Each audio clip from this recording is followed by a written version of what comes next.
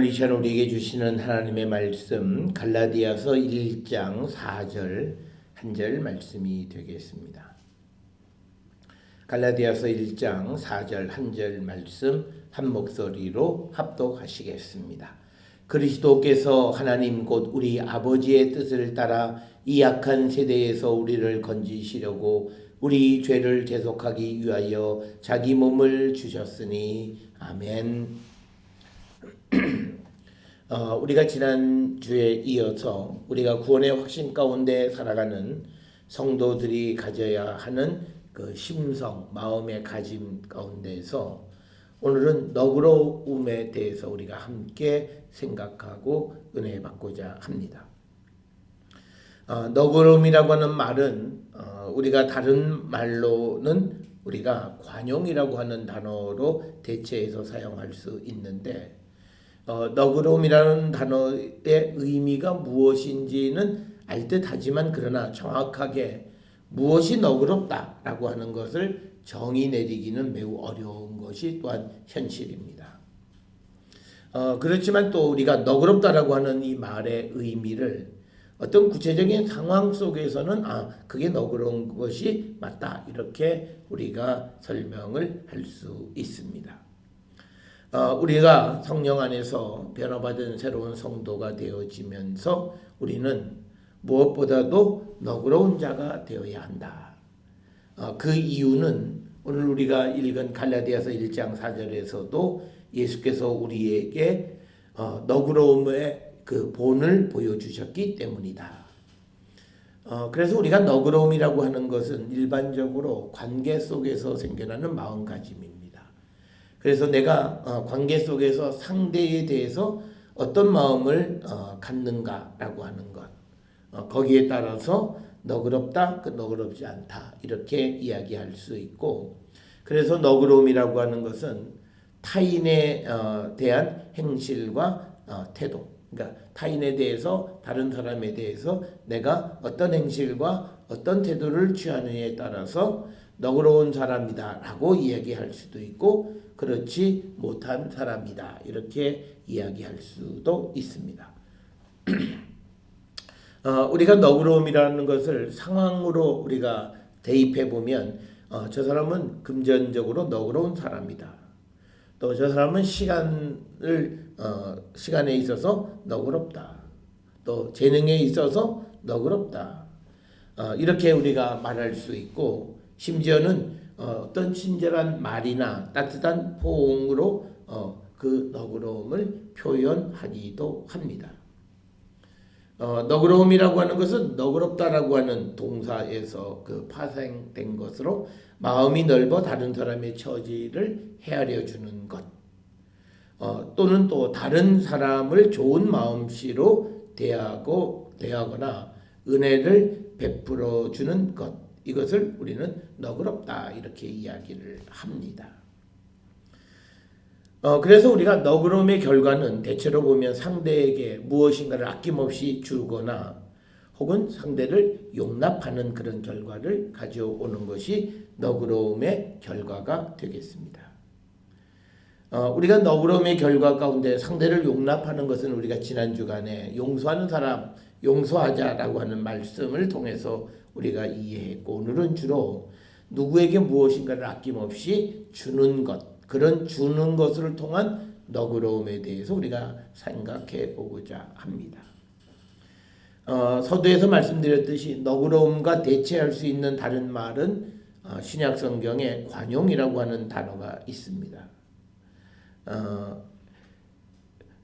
이 관용이라고 하는 FAKS라고 하는 단어는 그 어근이 에이코라고 하는, 그래서 양보하다라고 하는 거기에서 유래된 것이 관용입니다.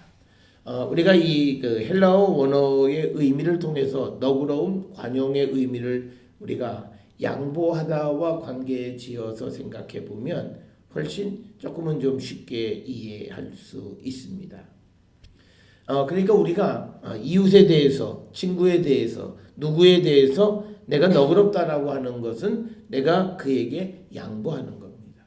시간을 양보하거나 물질을 양보하거나 재능을 양보하거나 그 외에 내가 할 수 있는 그 모든 것들을 양보하는 것, 그것을 우리가 너그러운 사람이다 라고 이야기할 수 있지 않나 생각을 합니다. 그래서 우리가 이 너그러움이라고 하는 것에 대해서 우리가 사람을 받아들이는 그 어떤 용납은 우리가 용서하는 것, 그것을 통해서 우리가 지난주에 보았고, 오늘은 베푸는 너그러움, 물질이나 재물이나 또는 재능이나 기타 내게 있는 것들을 다른 사람들에게 양보하는 것. 그래서 우리가 이 관용 또는 너그러움의 결과로 나타나는 것이 누구에 대한 애정, 사랑 이런 마음으로 나타날 수 있습니다. 우리가 우리에게 너그러움의 본을 보여주신 것, 즉 누구를 위해서 자신을 양보하신 것, 그것은 바로 오늘 우리가 읽은 갈라디아서 1장 4절에서 예수님이 우리에게 그 너그러움의 본을 보여주셨는데, 우리 죄를 대속하기 위하여 자기 몸을 주셨다라고 하는 거죠. 즉 우리를 살리기 위해서 자기 몸을 우리에게 양보하셨다라고 하는 겁니다. 그래서 우리에게 너그러움 혹은 관용의 아주 모범을 우리에게 보여주셨고, 그래서 우리가 세상을 살아가면서 예수님을 본받는 자로서 우리도 다른 이들에 대해서 너그러운 모습을 가져야 되는데, 그것은 우리가 우리에게 있는 것들을 양보하는 삶을 우리가 살아가야 한다라고 하는 겁니다. 우리가 데살로니가전서 2장 8절에 보면 우리는 하나님의 복음뿐만 아니라 우리의 목숨까지도 다른 이들을 위하여 주기를 기뻐하는 자가 되어야 한다, 이렇게 이야기합니다. 바로 이처럼 우리에게 가장 소중한 하나님의 복음과 그리고 우리의 육신에 있어서 가장 소중한 우리의 목숨을 다른 사람들에게 양보하는 것을 즐겨하는 것, 바로 그것이 너그러움 혹은 관용이다라고 우리가 정의할 수 있지 않나 생각을 합니다. 즉 남을 위해서 자기 자신을 드리는 것, 우리가 이런 것을 흔히 희생이다, 희생적 삶이다 이렇게 이야기하지만 희생적 삶이라고 하는 것보다는 우리가 양보하는 너그러운 마음, 관용의 마음으로 우리가 이해할 수 있다라고 하는 겁니다. 서두에서 말씀을 드렸듯이 우리가 일상 속에서 실천적으로 관용, 너그러움을 우리가 행할 수 있는 것은 즉 우리에게 있는 물질을 나누는 것에서 보편적으로 나타납니다. 우리가 어떤 자기의 소유를 소중히 여겨서 조금도 다른 사람에게 양보하지 않는 이들, 그 너그러움이 없는 거고, 그리고 그런 사람들의 삶이 관용함이 없는 삶이다, 이렇게 우리는 정의할 수 있습니다. 그래서 우리는 이 너그러움이 조금 더 발전되면 우리가 가난하고 어려운 이웃들의 필요를 채우는 너그러움을 우리가 가지고 살아가야 한다라고 하는 겁니다. 그래서 우리가 현대사회 속에서 특별히 경제적으로 또는 여러 가지 어려움 가운데 있는 이 세대 속에서 우리에게 필요한 것은 바로 이 너그러움이고, 그리고 이 너그러움이나 관용이 우리에게 넘쳐날 때 이 세상은 살만한 곳이 되어질 수 있다라고 하는 겁니다. 이처럼 우리가 필요한 사람들을, 또 부족한 사람들의 필요를 채워주기 위해서 우리가 양보하고 물질을 나눌 수 있으려면 우리가 경계해야 되는 것은 소비주의입니다. 오늘날 우리가 살고 있는 이 시대는 소비주의가 아주 그 경제 원리의 중요한 그런 논리로 자리 잡고 있습니다. 따라서 우리가 국내 경기가 좋지 않으면 하다못해 휴일을 늘려서라도 소비를 촉진하려고 하는 것, 그런 것을 우리가 보는데 그 모든 것이 소비주의입니다. 그러나 우리가 물질을 필요한 사람들에게 나누어주는 삶을 살아가려 할 때에 우리에게 가장 큰 적은 소비주의입니다. 성경은 우리에게 일용할 양식이라고 하는 가장 우리에게 그 아주 원초적이고 근본적인 필요만을 우리가 누리고 살아가면서 우리는 다른 이들을 위한 삶을 살라고 성경은 우리에게 가르쳐 줍니다. 우리가 이 현대 사회의 이 소비주의에 우리가 빠지게 되고 그 소비주의가 주는 육신적 쾌락에 우리가 물들게 되면 우리는 나누는 너그러운 삶을 살아갈 수가 없고 오히려 내게 있는 것조차도 부족함을 느끼는 그런 빈곤의 삶을 우리는 살 수밖에 없다라고 하는 겁니다. 따라서 우리는 우리가 구원의 확신 가운데 살아가는 성도로서 우리는 우리에게 주어진 모든 것을 다른 이들에게 양보하는 그런 너그러움을 가져야 되는데 거기에 가장 중요한 것은 우리가 하나님의 복음을 양보할 뿐만 아니라 또 심지어 우리의 목숨까지도 양보해야 되고 또 경우에 따라서는 어려운 이웃들의 필요를 채워주는 그런 너그러운 삶을 우리는 살아가는 자들이 되어야 합니다. 바로 이것이 예수께서 우리에게 요구하시는 삶이고 또 예수께서 이 땅에 오셔서 우리에게 구원의 복된 소식을 주시고 또 우리에게 마음의 평강을 심어주시는 가장 큰 이유가 바로 너그럽게 세상을 살아가라 라고 하는 주님의 뜻이 아닌가 생각을 합니다. 우리가 너그러움이 어느 정도가 되어야 되냐면 마태복음 20장 1절부터 16절에 나오는 포도원 농부의 비유를 통해서 보면 예수님께서는 단 한 시간 일한 사람도 그 가족이 하루 살 수 있는 임금을 지불해 주시는 그 너그러움을 우리는 배워야 합니다. 어쩌면 다른 사람들은 평등을 먼저 부르짖을 겁니다. 공평하지 않다, 정의롭지 못하다 이렇게 생각할 수 있을런지 모르지만 그러나 주님이 우리에게 요구하시는 것은 우리에게 너그러운 마음을 갖고 양보하는 삶을 살라는 것이 주님의 뜻이고 우리가 그 마태복음 20장 1절로 16절의 포도원 농부의 비유 이야기 속에서 보면 예수님은 내 것 가지고 내가 내 마음대로 누구에게 주는데 너희들이 무슨 상관이냐라는 그 말씀이 있습니다. 우리는 이처럼 가난한 사람들의 필요를 공급하는 너그러움을 가져야 합니다. 그러나 오늘날 우리는 얄팍한 평등, 그 생각으로 너그러움을 죽이는 삶을 살 때가 많습니다. 그리고 심지어는 내 것이 되지도 않는 것 때문에 우리는 다른 사람들에게 가는 혜택에 대해서 우리는 비난하고 또 그것에 대해서 못마땅하게 생각하는 그런 너그럽지 못한 삶을 우리는 살고 있지 않나 돌아봐야 합니다. 주님의 관심은 이 어렵고 힘든 사람들이 정말 살아갈 수 있는 누군가에 의해서 공급받을 수 있는 그런 세상이 되어지기를 원하십니다. 주님은 우리와 때로는 하나님과 동일시합니다. 그래서 우리는 가끔 어려운 환경에 처하면 하나님의 도움을 구하는데 그 하나님의 도움이 다른 것이 아니라 이웃의 도움일 수도 있습니다.